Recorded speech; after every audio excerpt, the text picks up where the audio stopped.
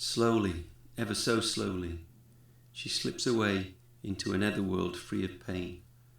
Her whispered breath, light and almost silent, like the beating wings of a tiny nightingale, slowly fades away into a passing breeze, and we stand there in silent awe, sole witnesses to the passing of a heroine, and we begin to prepare her for her awaiting journey.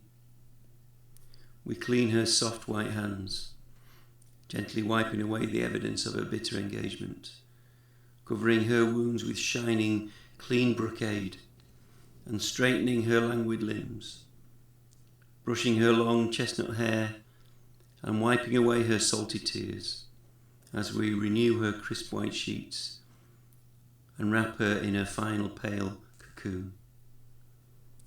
Her spirit is now free to wander, drifting away outside the limits of our visual sphere. Her graceful movement leaves a tiny wake in a scented wind, like the beating wings of a tiny nightingale, as she searches for her loved ones long gone, who have left before her to await her passing. She is drawn to them like a tiny bird to a blossoming flower.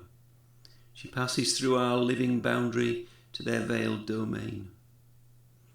As we continue our lifelong vocation, lending peace and love to those souls in need, and being reassured by those that await in the future, believing that our loving willpower alone is enough to broach an unexpected recovery, but losing the mighty struggle with every day that passes, as those in our care gracefully succumb to the demands of the eternal cycle.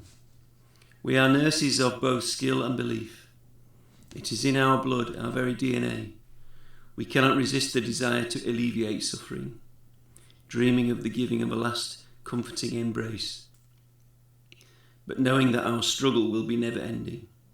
We are like the beating wings of a tiny nightingale, a joint venture of engrossing and consuming effort until we finally become that which we endeavour to save every day.